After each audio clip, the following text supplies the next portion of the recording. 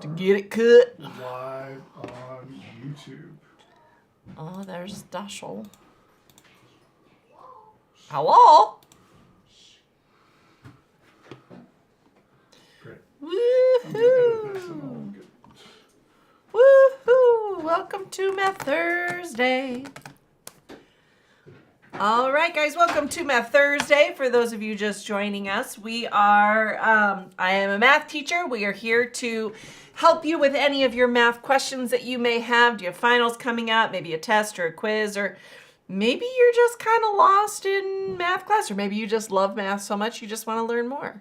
So if you have any questions or anything like that, go ahead and pop them in the chat and I will get into it. But we also are, this week's Math Thursday is being sponsored by NumWorks, which makes this amazing calculator right here. So apparently I've hit enter like 15 times because it's got the same thing over and over.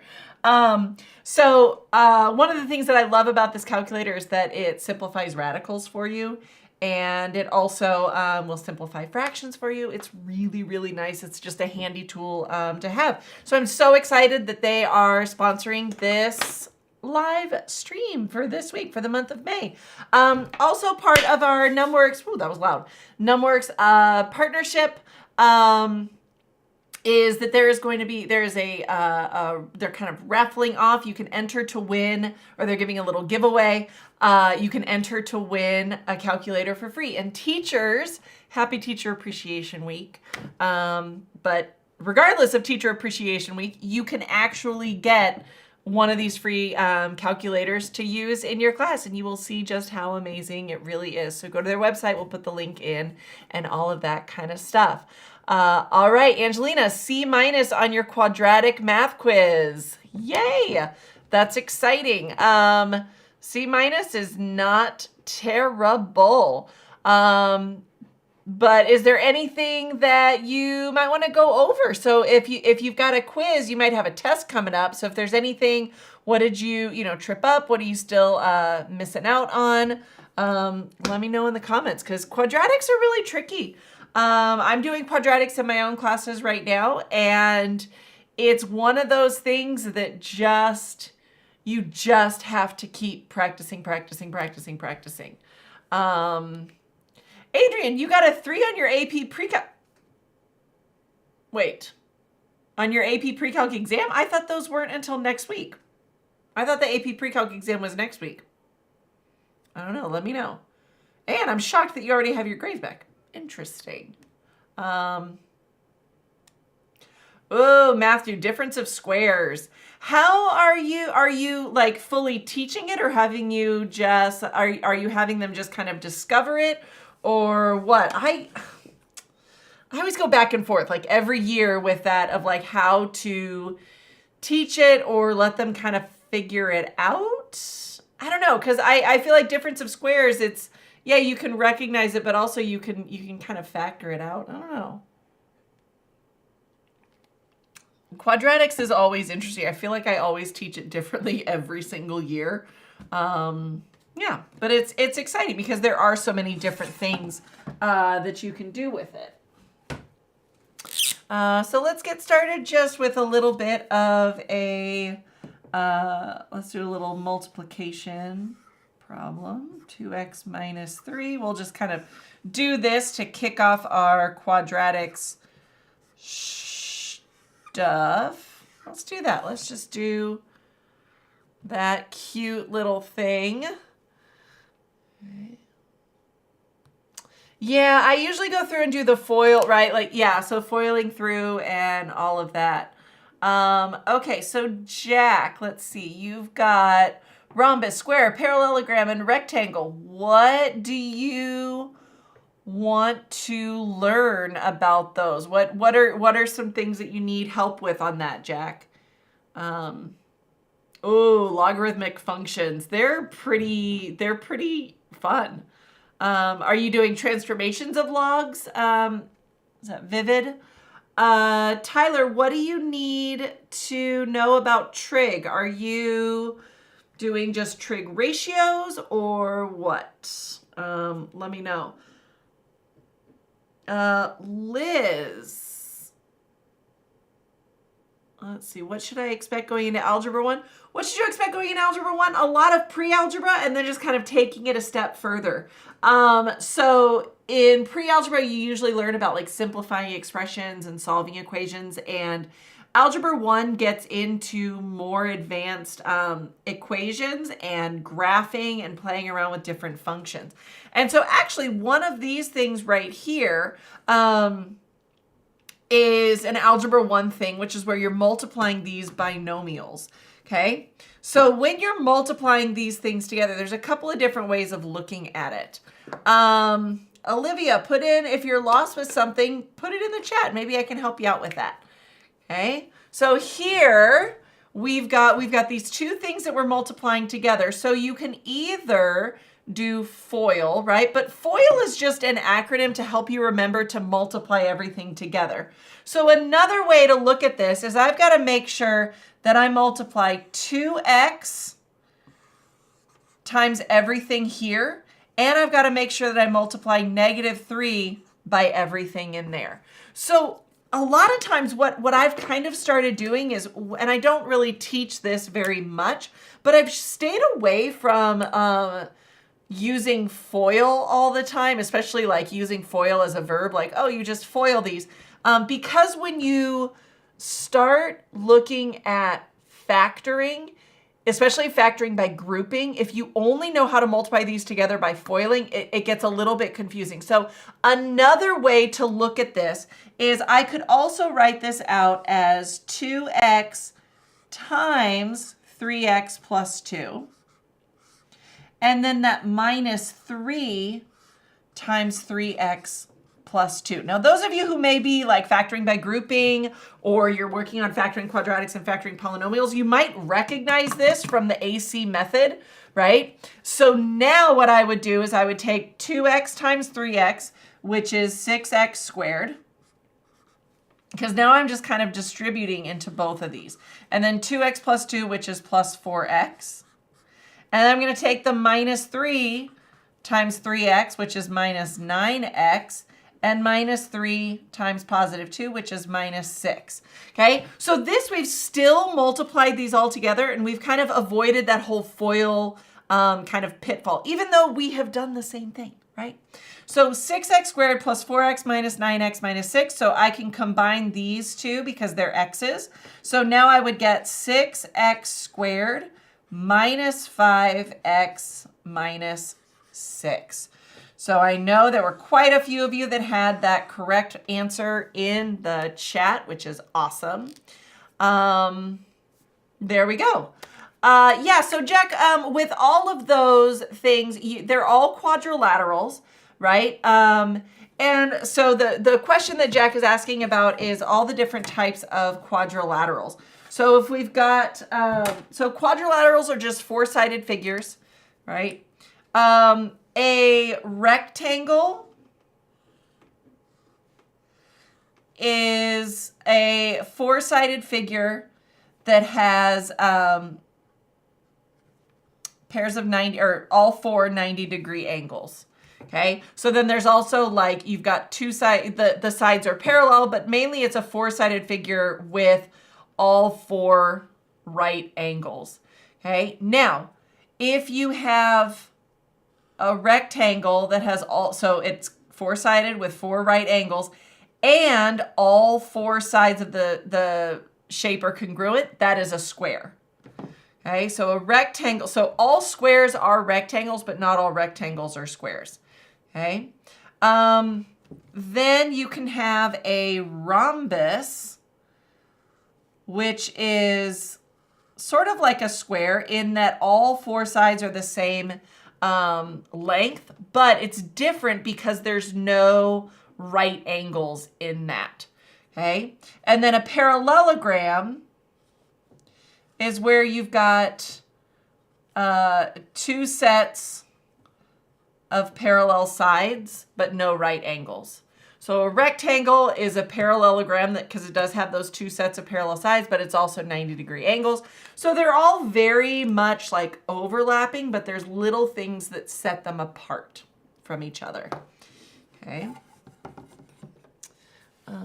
Okay, let me scroll back up because I know there was a lot of stuff in the chat. But let's see. Okay, so once again, guys, if you are new here, we are, welcome to Math Thursday. I am a math teacher. I primarily teach, I do only teach high school, but we primarily focus on like pre-algebra through like algebra 2 into trig and a little bit of pre-calc, just a teeny tiny bit.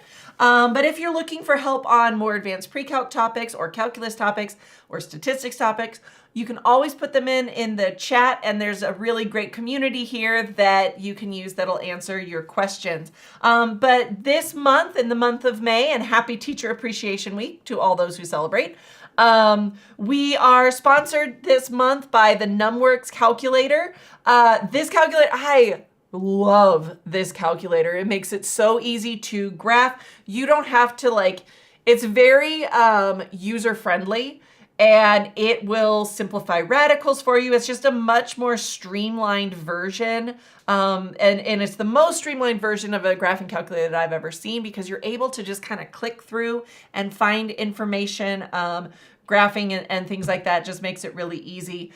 Check the link in my bio. They're running a giveaway where you could win a free graphing calculator. These are approved for use on any of the standardized exams and things like that. Of course, double check, but every standardized exam that I've been looking at, it is approved for that. But just double check. It's always a good idea to double check. And also teachers, you can go onto their website and you can go ahead and you can submit and they will send you a free sample, a free calculator. We can never have too many calculators, right? I travel around with 6 in my bag all the time. It's just me. That's who I am, apparently. So just make sure you check out the link in our bio and all of that. And let's get back to the factoring is always a big thing. So again, let's do one more of multiplying binomials. Okay, so 3x minus 5. Okay, so we're going to multiply those two together. Okay, and I'll show you guys a different way to multiply these together.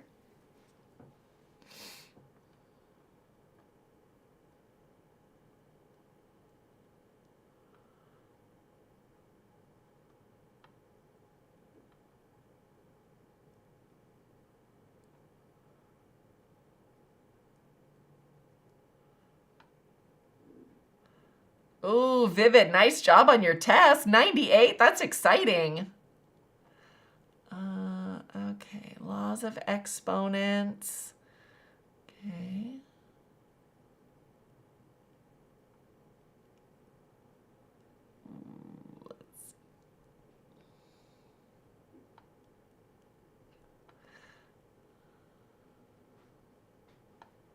Okay.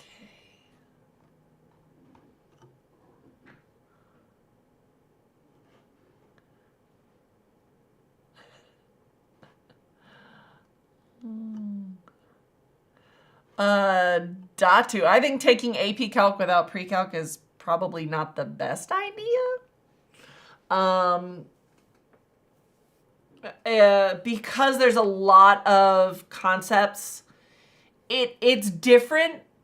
It's not the same as doing algebra without pre-algebra. You can kind of muddle through algebra 1 without taking a full pre-algebra class. Pre-calc, there's a lot, there's concepts that you learn in pre-calc that then you apply in calc that's completely different. So I would not recommend doing that. Okay, so when we're multiplying these together, what we can do, let's do something called the area model. Okay, so with the area model, it's sort of like a Punnett square, if you remember those from genetics in biology, right? So the area model is where we are going to put one of our binomials on one side and then another binomial on the other side. And then what goes in these boxes is what you get when you multiply them together. So 3x times x is 3x squared. 3x times minus 4 is negative 12x. X times negative 5 is minus 5x. Negative 4 times negative 5 is positive 20. And I always like to include the positive and negatives. Well, obviously, you always include the negative signs. But I also like to include the positive signs in there, just because when I'm then simplifying, it just makes it a little bit faster. So now I'm looking for common terms, right? So I have 3x squared. So that's going to be first, because we always go from the highest degree to the lowest degree, right? Negative 12x times plus negative 5x is negative 17x. And then we have plus 20. Okay, so that would be my simplified version of that binomial and that four-term polynomial that's going to be adding together, right? So I'm simplifying those terms. Now, what's really nice about this method of multiplying binomials is because it helps you visualize how things are combining, and it can also be really helpful when you start moving into factoring, right? So this is a way that you can start sort of visualizing, like, if you're starting with this, right, when you're factoring, you're going to look for things that are going to multiply together to make 3 times 20, which is 60, and add together to make negative 17. So you can work that way. You can use the area model to kind of work backwards with it. Personally, for factoring, I find that the area model is really difficult to follow along with, but I do like how it works for multiplying binomials, right? So we're trying to sort of stay away from using that foiling as a verb, because FOIL only works when you have two terms in each one. So let me show you what I mean. So FOIL, right? The acronym FOIL is first, outside, inside, last. It is only going to work if you have 2 and 2. But the other methods that we were just looking at, right, with just distributive property and with this area model, can work with any other numbers, right? Or with any other number of terms. So if I had something like, which you do get these when you start dealing with polynomials, right? If I had 3x to the third minus 4x plus 2 times x plus 1. Okay, with this, I can't FOIL this, but I can multiply it, right? FOIL is just an acronym to help you remember what to multiply and in which order. And it is really, really, really fast to be able to do that when you're multiplying binomials. Totally. I am not saying never FOIL, because I am a big FOILer, okay? I'm just saying when you are learning how to do this, that is more of a shortcut, right? It's a bit more efficient. It's a bit of a shortcut. Okay, because it's not applicable in every single sense. So when we're multiplying these together, yes, these are polynomials, right? So when we're multiplying these together, I can't use the acronym FOIL, right? Because you've got but I can still multiply them together, okay? I will get to factoring quadratics in just a minute, Caroline. Okay, so what I'm going to do is I can... With this one, honestly, I would probably just, I would just do distributing. So I would do x times 3x squared cubed, x times negative 4x, and x times 2, right? Okay, so I've got,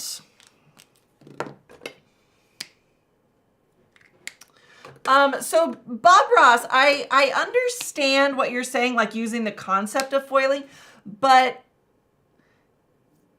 you want to be really careful but it's not the concept of foiling. This is the distributive property. So making sure that you're calling it, so FOIL is just like a shortcut, right? It's like kind of like a little rhyme to help you remember these things. So making sure that you're not teaching this as foiling, you're teaching this as like I'm multiplying these things together, right? So we're going to look at this. So we've got 3x to the fourth minus 4x squared plus 2x. And then we're going to take the 1, and I'm going to do the same thing. So I'm going to take the 1. Let me grab another color. So we've got the 1, and I'm going to multiply it by all of these terms. Right? And I'm going to do, well, it's just 1 times that. So it's plus 3x cubed minus 4x plus 2. Okay? So now when I have all of these terms, I know a few of you asked for like combining like terms. And this would probably be like 8th grade, 9th grade, like algebra 1, pre-algebra stuff, kind of depending on how far you get in your year. So 3x to the 4th, let's see, plus 3x cubed. So I'm just looking for the coefficients, or I'm looking for the terms that have the same variable to the same power, right? So 3x to the 4th, I'm going to cross it off so I keep track of it, plus 3x cubed minus 4x squared. Do I really only have one squared term? I guess so. Okay. Plus 2x minus 4x, so that's minus 2x plus 2. So that, my friends, is how you would simplify that. So again, we're multiplying this through, right? We want to make sure that all the terms meet everybody else, right? Yeah, the grade doesn't matter, but typically, like in American schools, you're typically going to see this, starting to see this in definitely by 8th grade.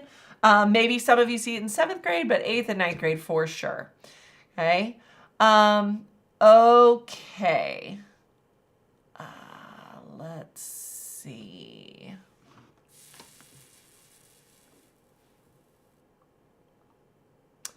Okay, laws of exponents, and then we'll do factoring quadratics, okay? For Hannah. Okay, so Hannah, so the exponent rules, the exponent laws, they all boil down to one thing, and that's writing it out in expanded form and exponential form, okay? So if I have something like x to the 5th, right? That's the same thing as x times itself 5 times, right? 1, 2, 3, 4, 5. Boom. Okay? So whatever's the base to the power is multiplying by itself that many times, right? So if I had something like x squared cubed, right? So the base is x squared, and I'm multiplying it by itself 3 times. Nothing changes, right? It's x squared times x squared times x squared, right? So I'm multiplying the base by itself 3 times. So that's x times x times x times x times x times x, which is x to the 6th. Okay? So when you've got this power of a power, you're multiplying those together. But ultimately, you know, I don't like having everybody like memorize these things like, oh, I multiply these when it looks like this and that kind of thing. I like for you to really understand where it's coming from, because then if you forget, you're not completely screwed, right? If you forget this one, that like, oh, do I add or multiply? Well, if you understand where it comes from, where the rule comes from, you can figure that out, right? Okay, so if I have x squared times x cubed. Okay, now this is a little different, right? I've got x squared, which is x times x, times x cubed, x times x times x. So now how many x's do I have? I have x to the 5th. So again, when you're multiplying them together, you add them. Okay, but if you forget, ooh, do I multiply or do I add? If you think about it here, you're going to be able to figure this out. Okay. Okay. All right. Let's see. Okay, the last one is like the division, right? So if I have x to the 5th over x cubed, okay, I've got 5 x's on the top, and I've got 3 x's on the bottom. Okay. Now, anything over itself is 1, right? So when we look at this, we've got 3 x's that are on the top and the bottom. So x to the 3rd over x to the 3rd that becomes 1. Those all cancel out, so all I'm left with is x squared. The rule is 5 minus 3, right? You subtract those. But if you think about where they are, like which ones cancel out, you don't necessarily have to remember the rule, right? Or if you forget the rule, ooh, do I add, subtract, or multiply, right? You can figure it out. So if you remember that it's just the expanded form or the exponential form, if you can work that out, you're going to be set. You don't have to memorize all of these rules, okay? So even something like, let's see, like blue says there, we've got, so even if you've got like x to the 1/3 over x to the 2/3, that's going to be x to the 1/3 minus 2/3. Ugh, this is ugly. Okay, but that's going to be x to the negative 1/3. Okay, now a negative exponent just drops it down into the denominator, and if you have to have it as a positive, so this would actually be, usually you have to write it with a positive exponent, x to the, or 1 over x to the 1/3. And x to the 1/3 is actually the cube root of x. Because when you get into like those rational powers like that, that just becomes like the root. Pretty cool. I love exponents. Okay. All right. So now factoring quadratics. Boop, boop. Okay. I'm wondering if some of my students are here because they have a quiz over this tomorrow.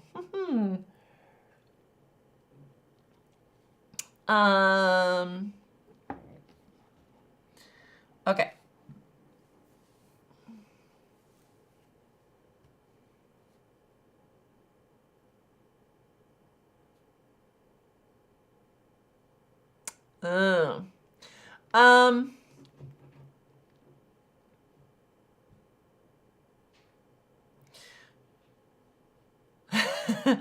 All right. So Corey, the math behind luck. So I can do, Kath, I do offer tutoring. Check a link in my bio. There's ways to book private tutoring with me. Absolutely. Okay, let's see. Okay, so really quick with log. Okay, so if you have y equals b to the x, okay, so where you've got that is your an exponent. Exponent. Ooh, my little Texas accent came out of exponent.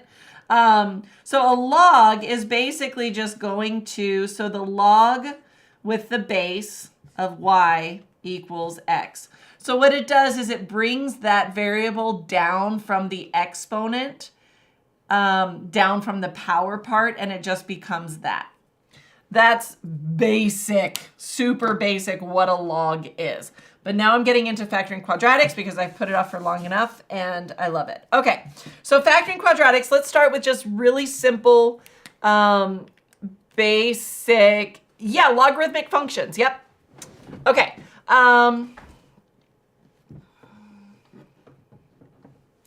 Any websites are recommend? You know, there's this one website that's called purplemaths.com. I think it's called Purple Maths. I love it. It's really clear notes and information. I also really like, there's a website called Maths is Fun. I really like that website too. It's good stuff.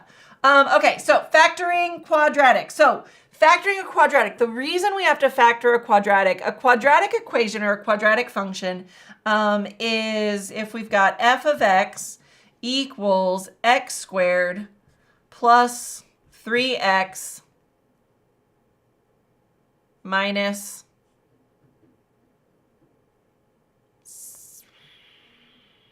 oh my gosh, I am blanking, minus 10. Yeah. Okay, so if we have f of x equals x squared plus 3x minus 10. Now the shape that this is going to take is it is going to give us a little parabola kind of like this. Okay, now what we're looking for when we're solving a quadratic, we're looking for these zeros. So these points right here are the x-intercepts. That never changes from pre-algebra, right? The x-intercepts are where y equals 0. Okay? So in order to solve this, we need to figure out when y, or f of x, right? When y is 0, what values of x are going to give me y equals 0? Okay, so the one way to do this is factoring. Okay, so to factor a trinomial, now we're just going to start when this first term is 1, right? Or when this first, when this first coefficient, this leading coefficient is 1, it's really straightforward. Okay, so what we do is we look for what are two numbers that multiply to -10 and add to 3. Okay, so multiply to -10 and add to +3. So we can do 1 and 10, and we can do 2 and 5, right? Now 1 and 10, ooh, I can't really play around with the plus or minus and get them to equal 3, right? But 2 and 5, if I had -2 and +5, those would multiply to -10 and add to +3, right? So those are my two factors. Okay, now what I can do now is I can rewrite this x squared plus 3x minus 10 using -2 and 5. And this becomes, just like we were doing at the top of the hour, these are my binomials. And if I were to multiply these together, okay, and I would get x squared plus 5x minus 2x, which would be plus 3x minus 10, which is there. So what I'm looking at now is I've got these two things that are multiplying together to equal 0. Okay, you were right. Okay. Now, if two things are being multiplied together to equal 0, well, in order to make two things multiply together to equal 0, one of them has to be 0, right? So in order for these two to multiply together to equal 0, there are two different values that x could be that makes this true, right? Either maybe x minus 2 is the one that equals 0 because x is 2. Or maybe x plus 5 is the one that equals 0 because x is -5. So my solutions, my values for x that make this equal 0, my zeros on here, my values for x that make my y 0, are if x is -5 or if x is +2. Those would be my solutions. Okay? Okay? I can absolutely use the quadratic formula, but actually for this one, factoring is easier. For this one, factoring is way easier. I always check to see if you can factor because factor is typically a lot faster than quadratic formula. And then if I can't factor it, I just do quadratic formula. You might complete the square, and we'll do a completing the square problem in just a minute, okay? All right, but this is solving by factoring. This is usually what you first do when you're first learning how to do these. So then let's take a look at if this first term is not 1, it gets a little bit tricky. Okay. So if we had something like f of x equals 2x squared minus 5x minus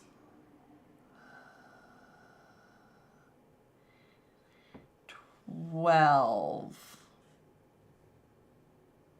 Yes. Okay. All right, so we're going to solve this one by factoring.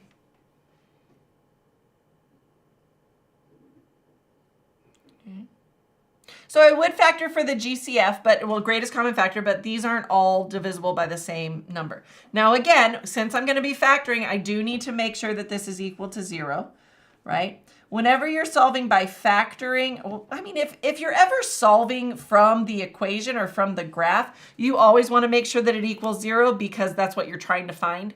If you're just solving for the zeros. Now, if you're talking about a word problem, sometimes there are times when you don't want that to be 0, right? So I'm gonna show you guys how to do this using the AC method, okay? This is typically the most common way to teach this. Some teachers will do the area model, but again, the area model, it can get really, really confusing. So what we do is, since this first number is 1, now we didn't, or is not 1, we didn't have to do this on the last one because the first number was 1, but since this one is 2, what I'm gonna look at is okay, I actually need to do 2 times negative 12. So what I'm actually looking for is 2 numbers that multiply to negative 24 and add to negative 5.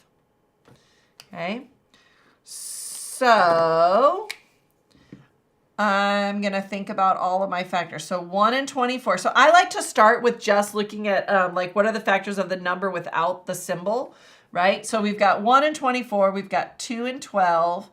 We have 3 and 8. We have 4 and 6. No 5. And then we would be back at 6. So we've got them all. Okay.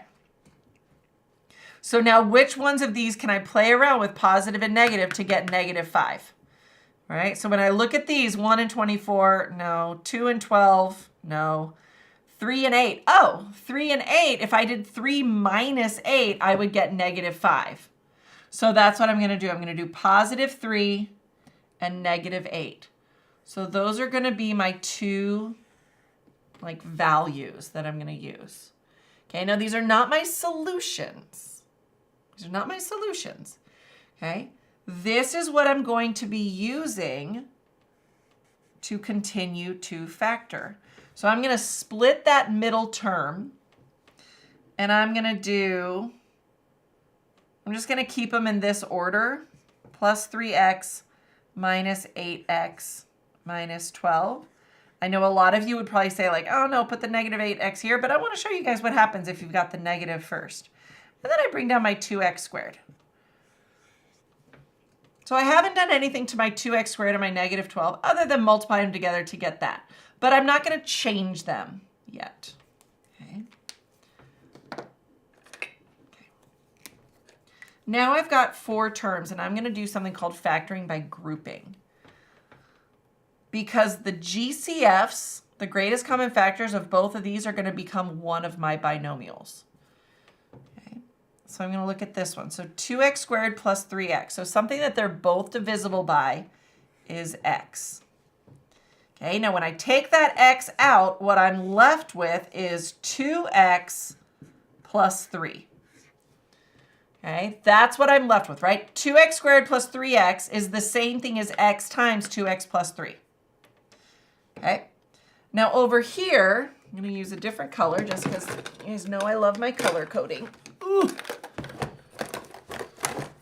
Boop, boop, boop, boop, boop. Let's see. That's like a good green. Okay. All right. Ooh, that's a good green. Okay, so negative 8x minus 12. Now, one thing is that this first term is negative. So the fact that this first term is negative, I'm actually going to factor out that negative. I've got negative 8x minus 12. They're both divisible by negative 4. Okay, so that's my other little setup here. Now, when I divide by negative 4, negative 8x divided by negative 4 gives me 2x. And then negative 12 divided by negative 4 gives me plus 3. Okay. And it's still 0 equals.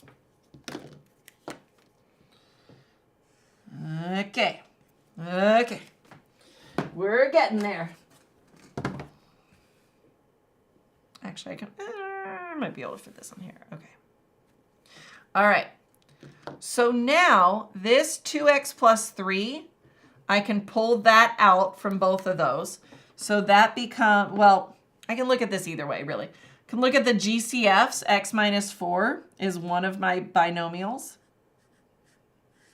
Then my other one is 2x plus 3. These have to be identical for this to work.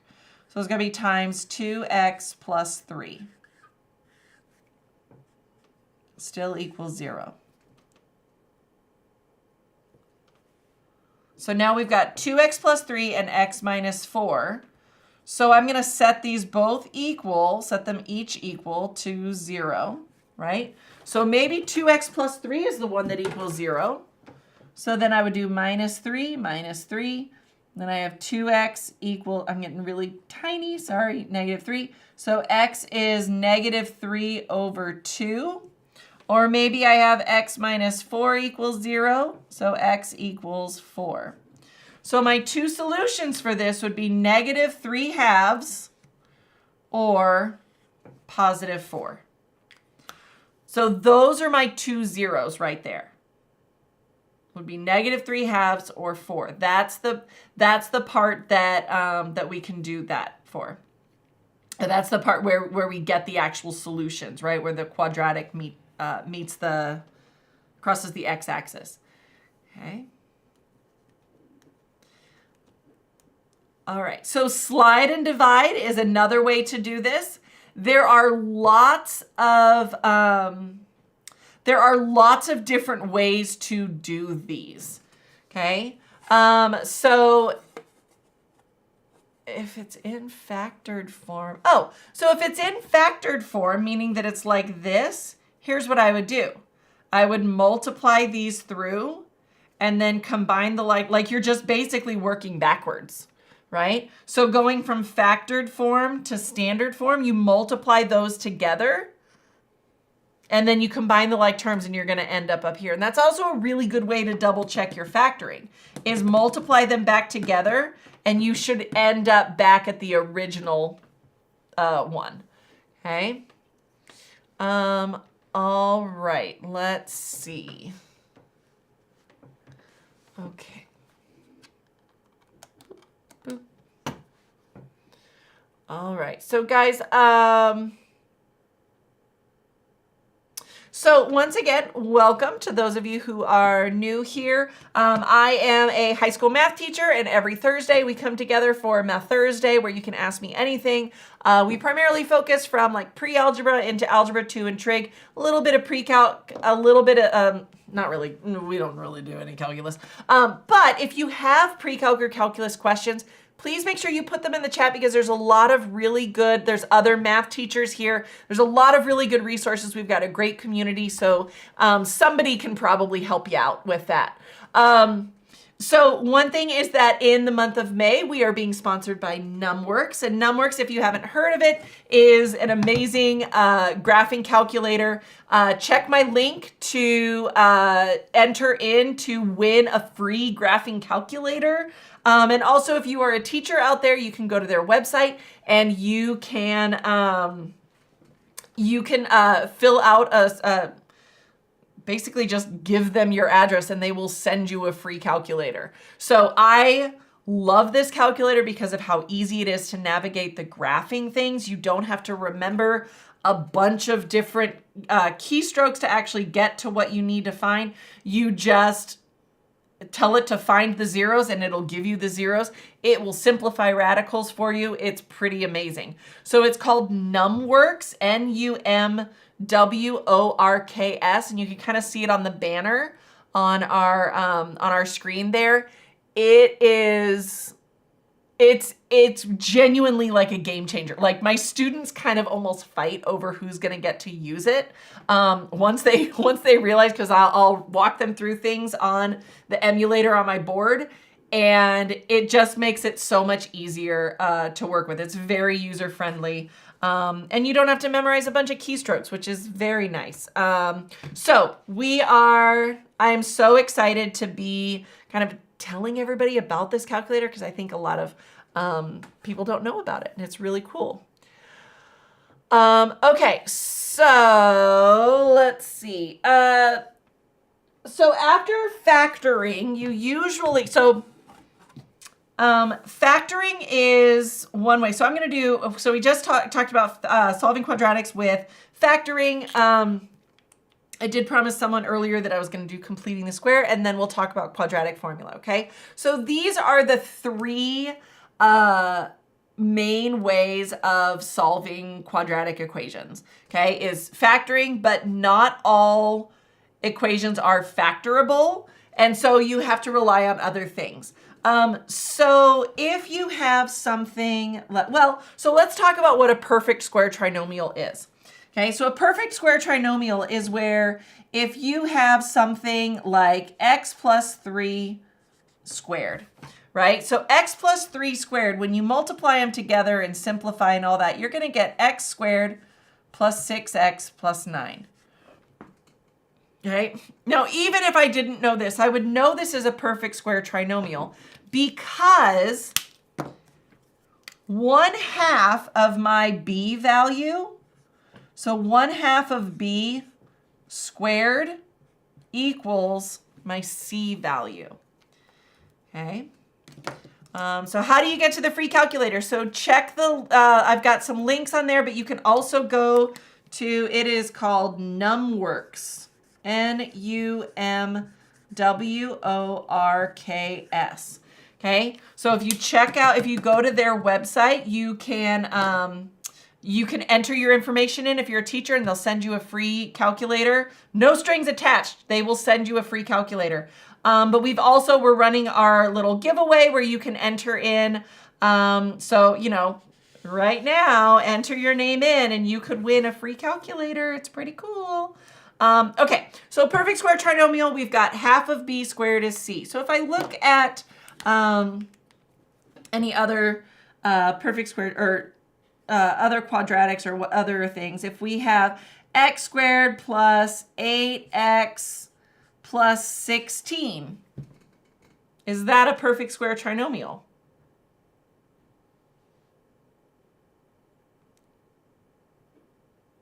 Yes, it is, right? Because 1/2 of 8 is 4. 4 squared is 16. So that is a perfect square trinomial. So that would be x plus 4 squared, because we can rewrite it with that 1/2 of b is that other term in our binomial. Okay.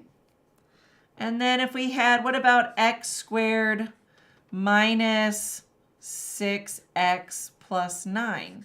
Is that a perfect square trinomial?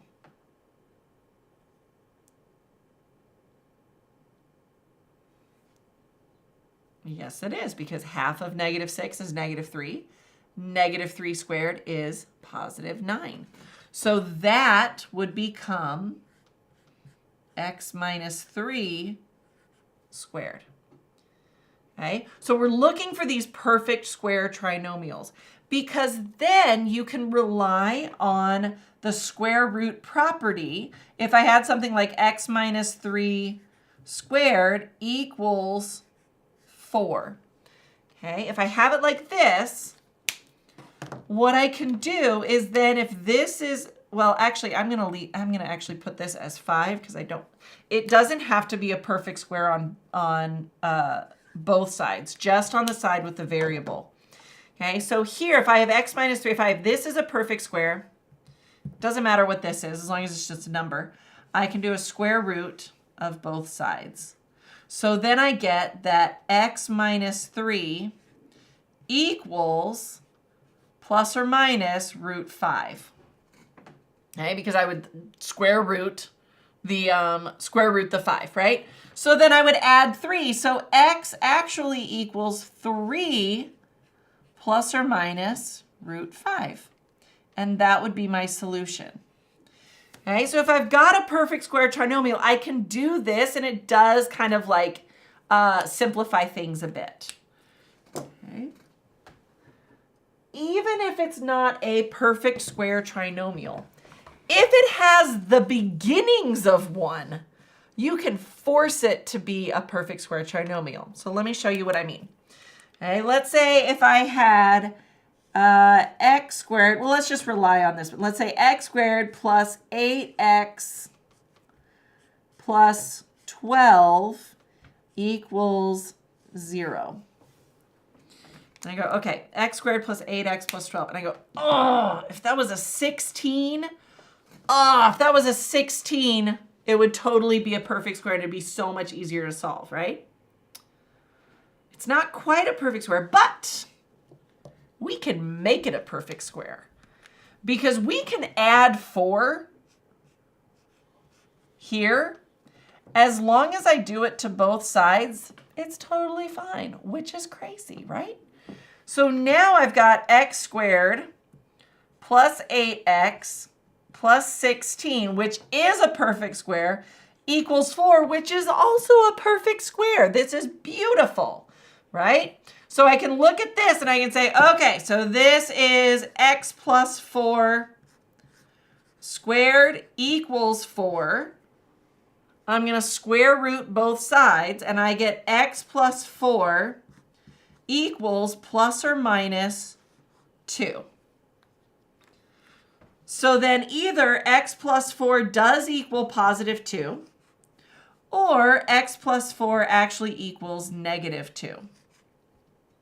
So if I subtract 4 from both of these, my solutions are going to be negative 6 and negative 2.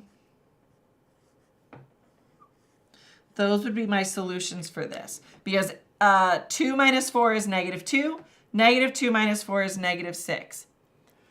Could I have factored this original one? Yes, I could have factored it, right? But if we're learning completing the square, we want to practice completing the square, right? Once you learn all the different methods you can do, then you have the choice, right? You have the choice of how to solve it. But when your teacher is first teaching it to you and when you're first learning it, you want to practice it with different ones that you can definitely check in different ways. Now, the thing with completing the square that I caution against is I would caution you against completing the square if this is not 1 and if this is not even. If this is not 1 and this is not even, see if you can factor it, and if not, just quadratic formula it. It's fine.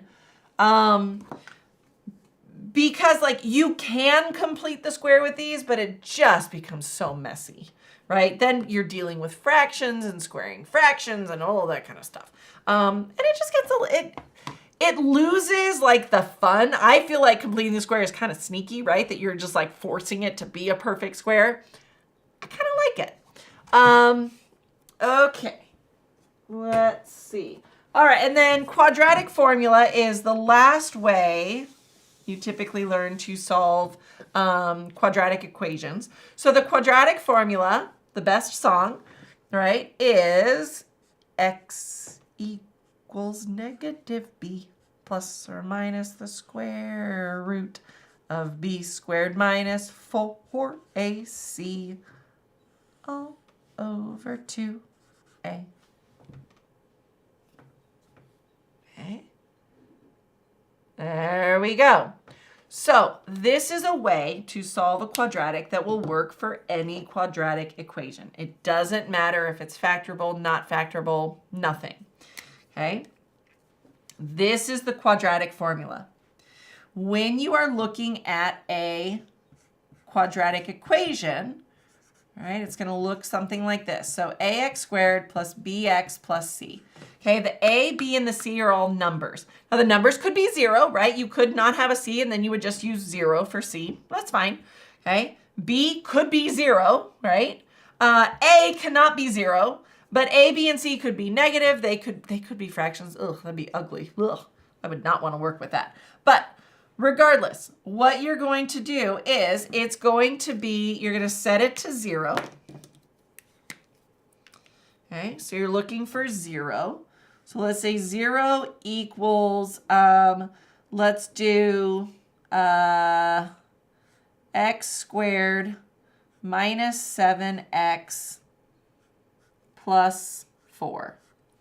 Okay, so this is not a factorable quadratic. Okay, so what we're going to do is we're going to use the quadratic formula, right? I know it's not factorable because I don't have two numbers that multiply to 4 and add to negative 7. I can't do that, okay? So my a value is 1. So a is 1. My B value is -7, and my C value is +4. Okay, so I'm going to plug in to my quadratic formula. I'm going to plug it in, and then I'm going to go from there. Okay, so I got to order more whiteboards. Okay, so x equals -b, which is going to make it +7, plus or minus the square root of b squared, which is 49, minus 4 times a times c, which is 16, right? 4 times 4 times 1, so that's 16, all over 2a, which is 2. And I'm going to simplify this. Some teachers will ask you to, some teachers will ask you to just round it to the nearest tenth. Some people will ask you to simplify it for radicals and things like that. Either way, okay, we're going to still look at this. So it's plus or minus the square root. 49 minus 16 is 33. So I can't simplify that anyway, over 2. So right there, this is my solution. So it's 7 plus root 33 over 2, or it's 7 minus root 33 over 2. Okay.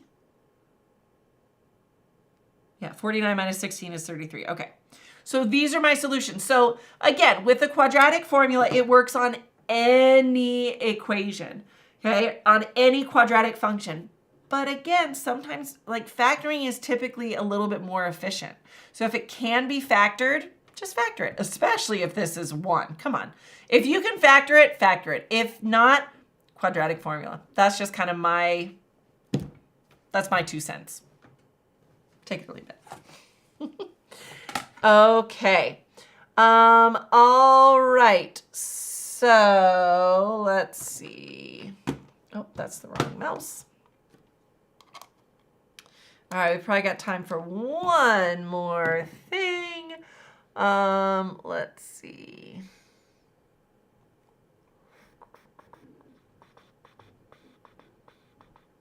I can do compound interest. Ooh, Cole, yeah, you're teaching pre-algebra. Yeah, it's going to be pretty basic. It's going to be a lot of, please, please, please, from an upper level math teacher to a lower level math teacher. The big things for them in pre-algebra. They've got to understand fractions and integers, graphing lines, like slope, right? Finding the slope and graphing lines. And that's kind of it. Honestly, like those are the big things from pre-algebra. Make sure they can do fractions and integers, all the operations, all that kind of stuff, and make sure they can graph a line. Simplifying expressions would be great, right? Combining like terms, but mainly it's just that number sense. Yeah. Isaiah, we just went through factoring trinomials. If you go over to YouTube, you can rewind the live stream and you'll be able to see that. Okay, so compound interest. I can totally do compound interest. Okay, so compound interest is, mainly we're stopping because I only have this. This is my last board. So compound interest is based on a formula. And compound interest is actually probably one of the most useful things that you will use in your everyday life because it's based on, loans, investments, things like that. All of those things, credit card payments, right? All of that kind of stuff is based on that interest calculation. So compound interest, interest is a percentage that gets usually added onto like an account or a payment or something like that. And so compounded interest means that it's not just taking a percentage off of the amount and just doing that same thing over and over. It means that as the account grows, the interest amount will also grow with it because it's a percentage of the growing number. So compound interest is based on, you have your principal, which is like your initial amount, your beginning amount, and you have 1 plus your rate as a percentage or as a decimal divided by the end. That's the number of times in a year that it's being compounded. So maybe it compounds, maybe it's sort of like reapplied every quarter or every month, or maybe it's just every year and then it's just 1, right? And then it's an exponential equation, so it's n times t. So n, again, is the number of times in 1 year that it's being compounded. And then t is the number of years you're talking about, okay? So if I invest, let's say I invest $5,000 in an account with 12% interest, compounded quarterly,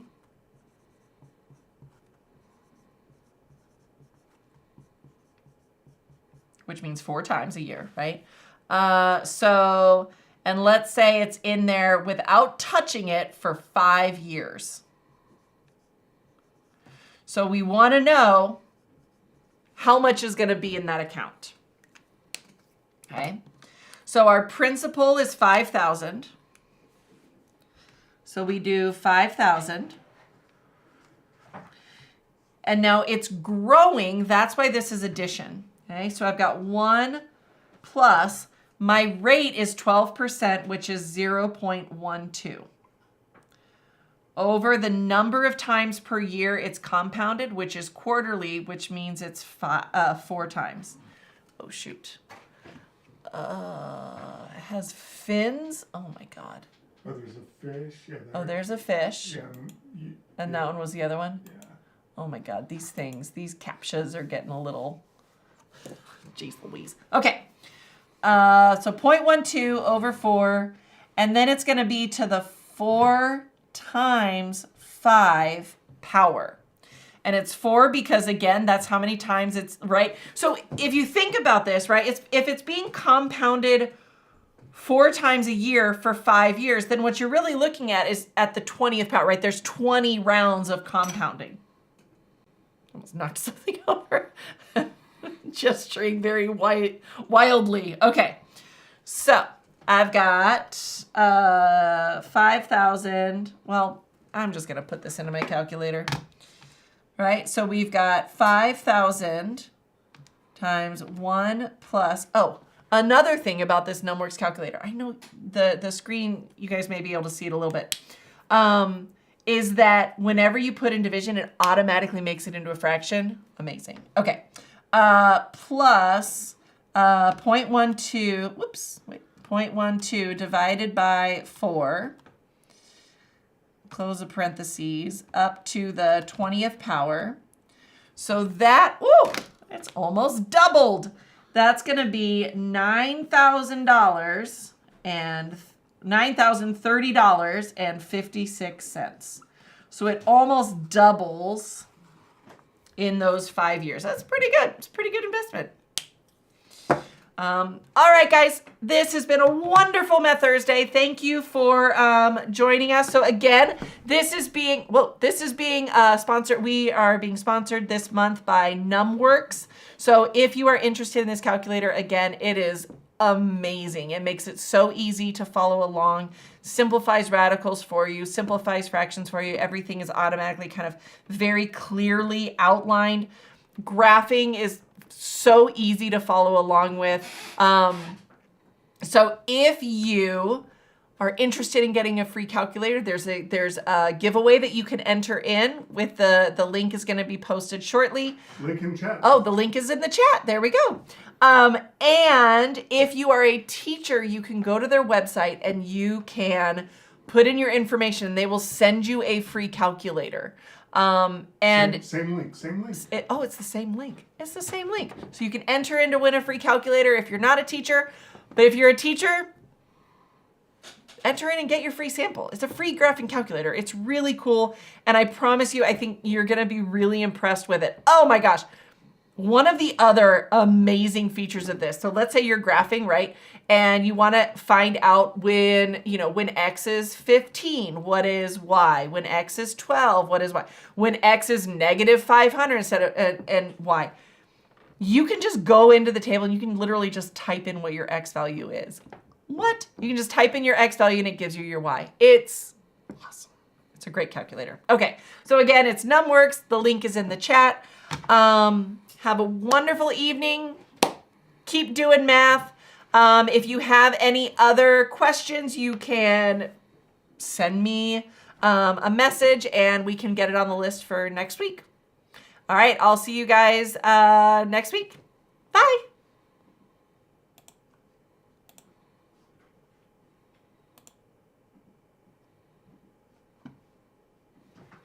Wow.